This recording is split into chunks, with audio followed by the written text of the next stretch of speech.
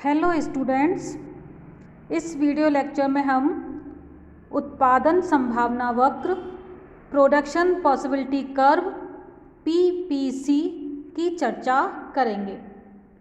विद्यार्थियों, हमने पिछले वीडियो लेक्चर्स में अर्थशास्त्र की परिभाषाओं, विषय सामग्री इत्यादि की चर्चा की थी।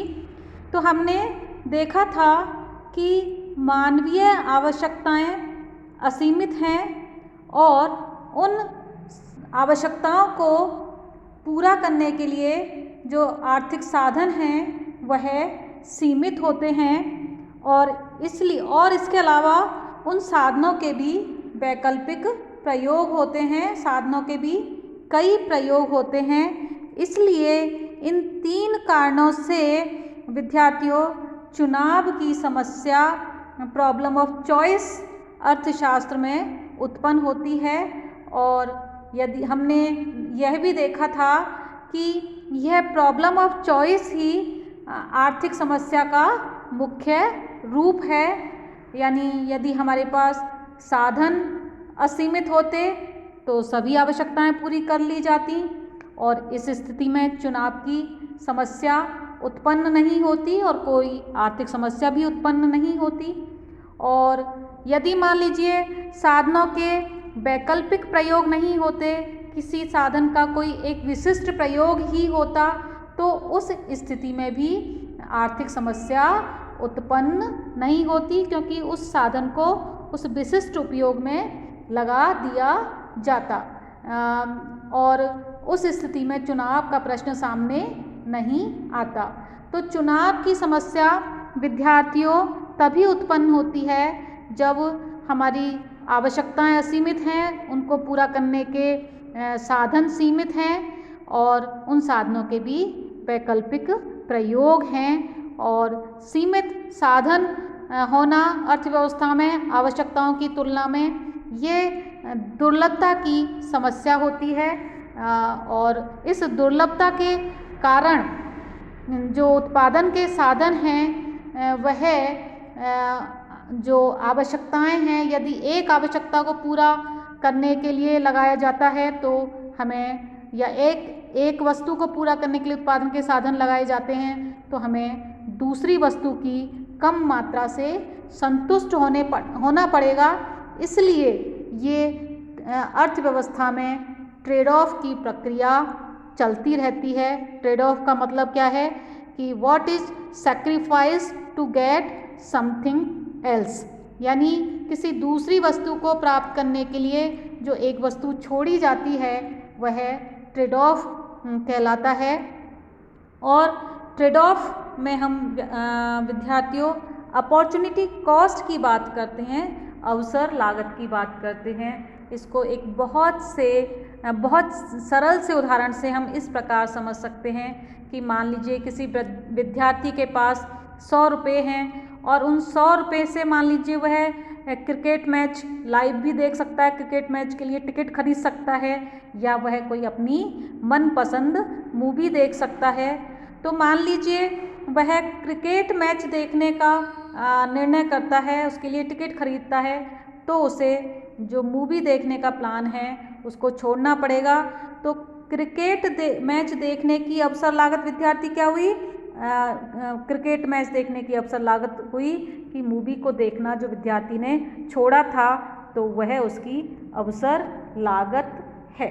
तो विद्यार्थियों, जिस प्रकार एक व्यक्ति के लिए यह स्थिति होती है, इसी प्रकार की जो स्थिति है वह संपूर्ण राष्ट्र या अर्थव्यवस्था के लिए होती है और अर्थव्यवस्था को भी आर्थिक चुनावों का या प्रॉब्लम ऑफ चॉइस का सामना करना पड़ता है, क्योंकि राष्ट्र के पास जो आर्थिक साधन है, भूमि है, पूंजी है, श्रम है, उद्यम है, तकनीकी ज्ञान है, ये सब साधन सीमित मात्रा में पाए जाते हैं और इनके उपयोग से अर्थव्यवस्था में अनेक प्रकार की वस्तुएं एवं सेवाएं उत्पन्न की जा सकती हैं, लेकिन सभी वस्तुएं सेवाएं उत्पन्न नहीं की जा सकती।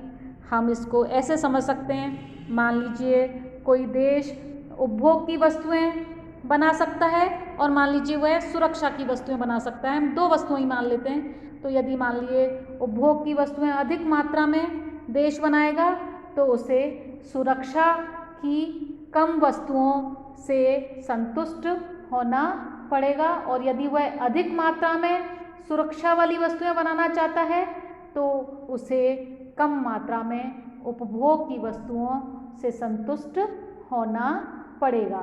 तो अर्थव्यवस्था चाहे विकसित हो विद्यार्थियों, चाहे विकासशील हो, सभी को प्रॉब्लम ऑफ चॉइस का सामना करना पड़ता है और सभी देशों के सामने किसी न किसी रूप में आर्थिक समस्या यानी चुनाव की समस्या अवश्य पाई जाती है। तो अर्थशास्त्र के विद्यार्थी के रूप में आपको इस प्रॉब्लम ऑफ चॉइस को अच्छी तरह समझ लेना चाहिए, क्योंकि यह आर्थिक समस्या इसी के कारण उत्पन्न होती है। आर्थिक समस्या के पीछे स्केर्सिटी है, दुर्लभता की बात है, संसाधन सीमित हैं और ये दुर्लभता भी सापेक्ष रूप में है। सापेक्ष रूप में इसलिए कि हो सकता है एक विकसित देश के पास निर्धन देश की तुलना में पूंजी अधिक हो सकती है, लेकिन उसकी आवश्यकताओं की तुलना में वह सीमित होती है। तो दुर्लभता की जो बात है, स्केर्सिटी की जो बात है, वह हम सापेक्ष रूप में करते हैं और एक वस्तु को बनाने के लिए जो दूसरी वस्तु को त्याग करना पड़ता है, वह त्याग की गई वस्तु उस वस्तु की अवसर लागत अपॉर्चुनिटी कॉस्ट को व्यक्त करती है। तो विद्यार्थियों, आर्थिक समस्या के इस स्वरूप को हम प्रोडक्शन पॉसिबिलिटी कर्व के कंसेप्ट से बहुत अच्छी तरह से समझ सकते हैं। इस चुनाव की समस्या को, आर्थिक समस्या को हम जो उत्पादन संभावना वक्र है उसके माध्यम से स्पष्ट कर सकते हैं। तो बात आती है कि हम उत्पादन संभावना वक्र क्या है। तो उत्पादन संभावना वक्र विद्यार्थियों दी हुई तकनीक और भौतिक तथा मानवीय साधनों की दी हुई दशा में उत्पादन संभावना वक्र दो वस्तुओं के उन अधिकतम प्राप्य उत्पत्ति संयोगों को दर्शाता है जो समस्त साधनों के पूर्ण एवं कार्यकुशल उपयोग फुली एंड एफिशिएंटली एम्प्लॉयड की स्थिति में प्राप्त हो सकते हैं। विद्यार्थियों, ये जो परिभाषा है उत्पादन संभावना वक्र की, यह संभावना माइकल पी टोडर के द्वारा दी गई है और इस जो परिभाषा है उसमें उत्पादन संभावना वक्र के हम सभी पहलुओं को देख सकते हैं कि उत्पादन संभावना वक्रों के संदर्भ में हमने दिए हुए साधनों की, भौतिक और मानवीय साधनों की, यानी साधनों की पूर्ति हम स्थिर मान के चल रहे हैं। तकनीक स्थिर है क्योंकि तकनीक के बदलने पर स्वयं प्रोडक्शन पॉसिबिलिटी कर्व भी बदल जाता है। और दूसरा, साधनों के पूर्ण एवं कार्यकुशल उपयोग की बात कर रहे हैं, यानी साधनों की बर्बादी नहीं हो रही है। और यानी हम यहाँ पर पूर्ण रोजगार की स्थिति की बात कर रहे हैं, यानी साधनों का अपूर्ण प्रयोग नहीं है, बेरोजगारी की स्थिति नहीं है, अल्प रोजगार नहीं है। और इस स्थिति में जो प्रोडक्शन पॉसिबिलिटी कर्व है वह जो दो वस्तुएं ले रहे हैं हम, उनके अधिकतम प्राप्य उत्पत्ति संयोगों को दर्शाता है। यानी प्रोडक्शन पॉसिबिलिटी कर्व उत्पादन के विभिन्न संयोगों से, उत्पादन के साधनों के विभिन्न संयोगों से जो उत्पादन के विभिन्न कॉम्बिनेशंस हमें प्राप्त हो सकते हैं। साधनों के पूर्ण उपयोग करने से बस उत्पादन के विभिन्न जो संयोग प्राप्त हो सकते हैं, अधिकतम जो मैक्सिमम प्रोडक्शन प्राप्त हो सकता है, उसको दर्शाता है। तो इस प्रकार उत्पादन संभावना वक्र में हम पूर्ण रोजगार की स्थिति ले रहे हैं, साधनों की स्थिर पूर्ति ले रहे हैं, टेक्नोलॉजी भी स्थिर है और साधनों का पूर्ण एवं कार्यकुशल उपयोग हो रहा है। तो प्रोडक्शन पॉसिबिलिटी कर्व को विद्यार्थियों हम सैमुअल्सन और नॉर्डहाउस के बहुत प्रसिद्ध उदाहरण मक्खन तथा बंदूक का उदाहरण लेकर हम इसको स्पष्ट कर सकते हैं। आपको ये तब अच्छी तरह से समझ में आएगा। तो देखिए एक टेबल हमने ली हुई है। इस टेबल में हमने उत्पादन की विभिन्न संयोग या विभिन्न संभावनाएं दर्शाई हुई हैं और किसी देश में जो उत्पादन के दिए हुए साधन हैं, जो दी हुई तकनीक है, उससे दो वस्तुएं उत्पन्न हो रही हैं, मक्खन और बंदूक। मक्खन हमने लाख किलोग्राम में लिया है और बंदूक हजारों में लिया है। तो दिए हुए उत्पादन के साधनों और दी हुई तकनीक से हम उत्पादन के विभिन्न कॉम्बिनेशंस ले सकते हैं, A, B, C, D, E, F। तो यदि A कॉम्बिनेशन लेते हैं तो मक्खन का उत्पादन 0 है और बंदूकों का उत्पादन 16,000 है। यदि हम मान लीजिए D कॉम्बिनेशन लेते हैं तो मक्खन 3 लाख किलोग्राम है और बंदूक 10,000 है। तो हम यहाँ देख रहे हैं कि जैसे जैसे मक्खन का उत्पादन बढ़ाया जा रहा है, वैसे वैसे जो बंदूकों का उत्पादन है वह कम होता जा रहा है। तो इस स्थिति को हम एक कर्व के माध्यम से, वक्र के माध्यम से भी दर्शा सकते हैं।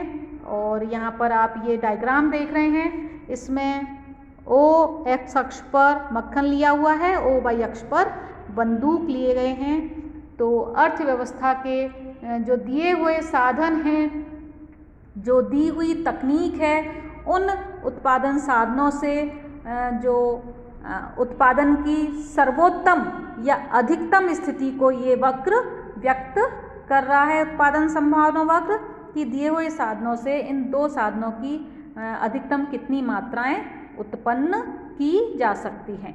तो ये A, B, C, D, E, F बिंदु उत्पादन संभावना वक्र के विभिन्न बिंदु हैं। यदि मान लीजिए कोई देश A बिंदु पर है तो इसका मतलब है कि वह बंदूकों का अधिक उत्पादन कर रहा है, और यदि वह A से F की ओर मूव करता है, यानी A से F की तरफ जाता है, तो वह मक्खन का अनुपात बढ़ता जाता है उत्पादन में और बंदूकों का उत्पादन घटता हुआ जाएगा। और यदि F से A की तरफ जाएंगे तो मक्खन का उत्पादन घटता जाएगा और A की तरफ जाने पर बंदूकों का उत्पादन बढ़ता हुआ होगा। तो विद्यार्थियों, इस उत्पादन संभावना वक्र में आप ये A, B, C, D, E, F बिंदुओं के अलावा ये N बिंदु भी देख रहे हैं। तो ये N बिंदु है, यह अर्थव्यवस्था के लिए दी हुई तकनीक और दी हुई उत्पादन साधनों की स्थिति से जो N संयोग है वह अप्राप्य है, यानी इसको प्राप्त नहीं किया जा सकता। इस N संयोग को अर्थव्यवस्था तभी प्राप्त कर सकती है या तो उसकी तकनीकी में सुधार हो जाए या उत्पादन के साधन बढ़ जाएं। तो अर्थव्यवस्था में A, B, C, D, E, F किसी भी बिंदु से N बिंदु पर जाने को हम ग्रोथ प्रॉब्लम बोलते हैं, विकास की समस्या बोलते हैं। विद्यार्थियों, एक बिंदु और आपको दिखाई दे रहा है M बिंदु हालांकि अर्थव्यवस्था को प्राप्त हो सकता है, लेकिन हम देख रहे हैं कि M बिंदु पर जो मक्खन और बंदूक का उत्पादन है वह जो C, D और E इन बिंदुओं से कम है। अर्थव्यवस्था M बिंदु के बजाय C, D, E बिंदु पर पहुंच सकती है और M बिंदु यह व्यक्त कर रहा है कि अर्थव्यवस्था में साधनों का या तो पूर्ण उपयोग नहीं हो रहा या उनका कार्यकुशल उपयोग नहीं हो रहा है, यानी या तो साधन बेकार पड़े हुए हैं या उनका एफिशिएंटली यूज नहीं हो रहा है। तो जो अर्थव्यवस्था है वह साधनों का पूर्ण उपयोग करके और कार्यकुशल उपयोग करके एम बिंदु से CDE बिंदु किसी पर भी जा सकती है। और इस स्थिति में अर्थव्यवस्था के लिए एम से PPC के किसी बिंदु पर पहुंचने को हम रोजगार अथवा साधनों के पूर्ण रोजगार और उनके कार्यकुशल उपयोग की समस्या हम बोलते हैं। जैसे भारत जैसे देश में प्रायः साधनों का कार्यकुशल उपयोग भी नहीं होता और साधनों का पूर्ण उपयोग भी नहीं होता है। तो कोई भी अर्थव्यवस्था अपनी परिस्थिति और आवश्यकता के अनुसार ABCDEF इनमें से कोई भी बिंदु चुन सकती है। और यदि किसी देश में युद्ध काल है तो वह निश्चित रूप से ए बिंदु की तरफ मूव करेगा और सामान्य स्थितियों में वह शांति काल में वह DEF बिंदुओं की तरफ होगा। DEF बिंदु को ज़्यादा पसंद किया जाएगा। तो विद्यार्थियों, इस प्रकार उत्पादन संभावना वक्र यह दिखाता है कि कोई भी अर्थव्यवस्था अपने दिए हुए साधनों से, दी हुई तकनीक से दो वस्तुओं के अधिकतम प्राप्य संयोगों को कितना अधिकतम वह उत्पादन कर सकती है, दो वस्तुओं का उसको दिखाता है। और इसमें यह भी देख सकते हैं कि यदि एक वस्तु की अधिक मात्रा का उत्पादन करने का देश निर्णय लेता है तो उसे दूसरी वस्तु की कम मात्रा से संतुष्ट होना पड़ेगा। विद्यार्थियों, जो उत्पादन संभावना वक्र है उसका ढाल मूल बिंदु के प्रति वह नतोदर है, कॉनकेव है। और उत्पादन संभावना वक्र बाएं से नीचे दाएं, ए से एक बिंदु की तरफ देख रहे हैं आप, बाएं से नीचे दाहिनी ओर गिरता हुआ है। यानी मक्खन की मात्रा अधिक बढ़ाई जाती है तो बंदूकों की मात्रा घटानी पड़ेगी। और इसका जो ढाल है वह बढ़ रहा है और ये मूल बिंदु के प्रति कॉनकेव है, नतोदर है। यानी जिसका मतलब ये है कि यदि मक्खन की मात्रा बढ़ाई जाती है तो बंदूकों की कम मात्रा से संतुष्ट होना पड़ेगा। और जो उत्पादन संभावना वक्र का जो ढाल है उसको हम रेट ऑफ प्रोडक्ट ट्रांसफॉर्मेशन भी बोलते हैं, उत्पत्ति रूपांतरण की दर भी बोलते हैं। और PPC कर्व को हम उत्पत्ति रूपांतरण वक्र भी कहते हैं। तो इसका जो ढाल है वह बढ़ रहा है, जिसका मतलब ये है कि यहाँ पर मक्खन की समान अतिरिक्त मात्रा के लिए बंदूक की जिस दर पर बंदूक का त्याग किया जाता है वह बढ़ती हुई होती है। यानी X के लिए Y वस्तु की रूपांतरण दर कहलाएगी ये, और ये बढ़ती हुई है। और विद्यार्थियों, यहाँ पर एक चीज़ और मैं कहना चाहूँगी कि यदि तकनीकी में सुधार हो जाए या साधनों की मात्रा बढ़ जाए तो जो प्रोडक्शन पॉसिबिलिटी कर्व है वह ऊपर की ओर शिफ्ट हो जाता है, दाहिनी तरफ शिफ्ट हो जाएगा। इस तरीके से दाहिनी तरफ शिफ्ट हो जाएगा।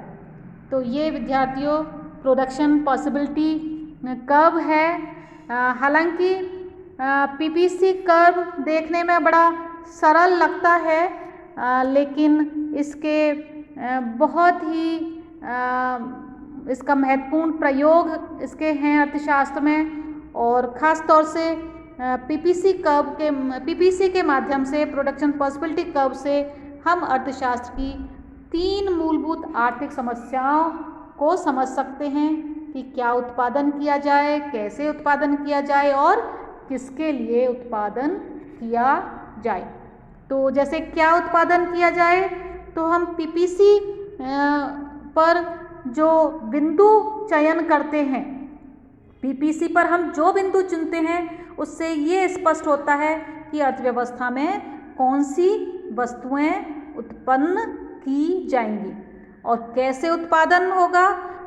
इसका यदि हमें देखना है तो कैसे उत्पादन होगा, तो इसमें साधनों के कार्यकुशल उपयोग की बात आती है विद्यार्थियों। यदि अर्थव्यवस्था साधनों का कार्यकुशल उपयोग कर रही है तो वह पीपीसी के फ्रंटियर पर जो ए बी सी डी बिंदु हैं इन पर स्थित होगी, और यदि वह साधनों का कार्यकुशल उपयोग नहीं कर रही है तो वह इस वक्र के जो बाईं ओर है नीचे जैसे एम बिंदु है ऐसे कहीं स्थित होगी। और किसके लिए उत्पादन किया जा रहा है ये भी हम उत्पादन संभावना वक्र से देख सकते हैं। यदि विलासिता की वस्तुओं का उत्पादन किया जा रहा है तो इसका मतलब है धनिकों के लिए उत्पादन हो रहा है। यदि अनिवार्य वस्तुओं का उत्पादन हो रहा है तो इसका मतलब है निर्धनों के लिए उत्पादन हो रहा है।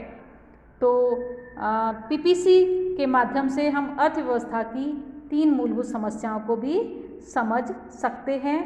और पीपीसी के द्वारा ये भी पता चलता है कि अर्थव्यवस्था के चूँकि साधन सीमित होते हैं तो उत्पादन में भी एक सीमा से अधिक वृद्धि नहीं की जा सकती। जैसे कि हमने देखा यहाँ पर n अप्राप्य संयोग है अर्थव्यवस्था के लिए दी हुई तकनीक में है और साधनों की दी हुई मात्रा पर। तो ये विद्यार्थियों उत्पादन संभावना वक्र की अवधारणा है। मैं समझती हूँ आपको अच्छी तरह समझ में आ गई होगी। और उत्पादन संभावना वक्र का अर्थशास्त्र में बहुत प्रयोग होता है। इसको इसलिए आपको इस कंसेप्ट को उत्पादन संभावना वक्र को समझना बहुत आवश्यक है। अभी के लिए इतना ही पर्याप्त है। Thank you.